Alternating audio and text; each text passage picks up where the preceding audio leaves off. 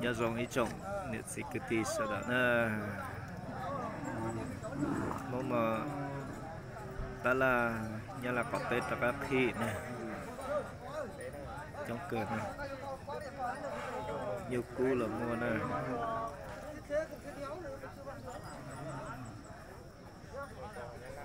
mua nhiều cú mua tử lo mua nhu đó là số giờ này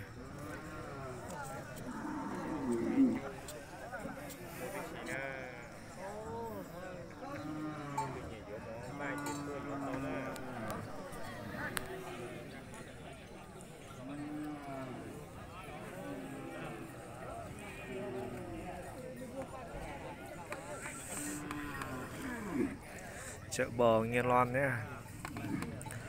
Chợ bò Nghe Loan nổi tiếng hôm nay lại nhộn nhịp, có đủ các loại mặt hàng từ bò chọi đến bò thịt, từ trâu nuôi đến trâu thịt nhé. Anh ơi, dạo này bán ế lắm, rất nhiều. trâu bò rẻ lắm. Ai nhu cầu trâu bò thịt cứ đến chợ bò Nghe Loan nhé. Mua một tàu sát xuống này. Một tàu tán la nó là trong một tour đi cho Hồng Kông chứ đó.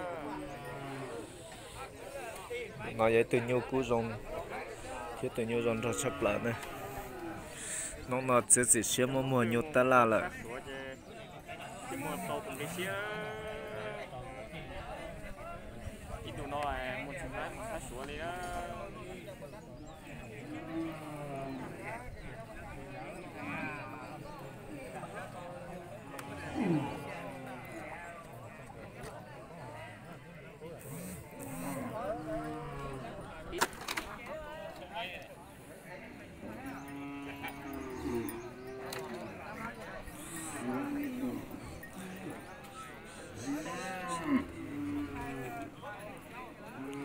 Nó nhiều xin rồi đó, nó nhiều xin rồi này, lọt xíu rồi nó sụp lại này.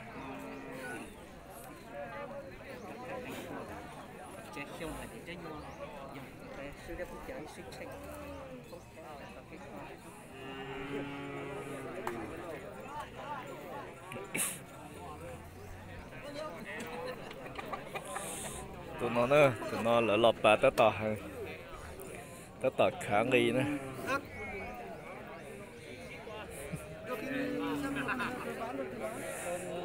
Tàn hết cứ nó giờ nó lại lọt bả lo xếp lại này.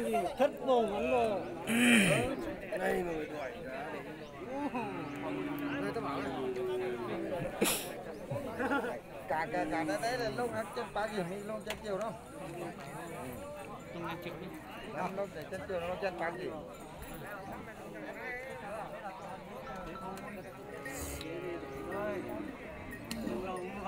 Nó về dắt nhà về nhiều quá tí nữa đi và không cho đi cùng nữa thì chết đấy cái này hả to đùng chắc đó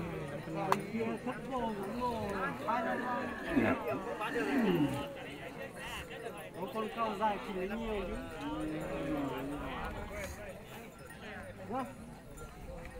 không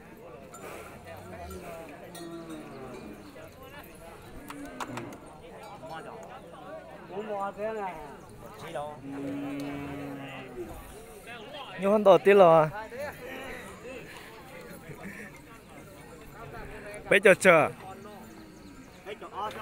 bây giờ o giờ nó là nhiều phần gì cơ thế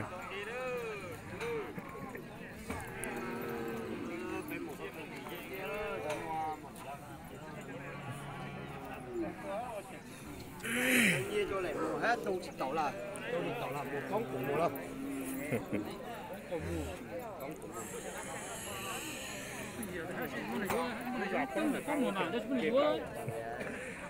nhiều phần gì cần ở lên từ nhỉ thì tôi bé khử như là có tên nào này nhiều từ môn đồ sập là sao họ nhiều sử dụng một du thế dụng một tua là tàu taxi này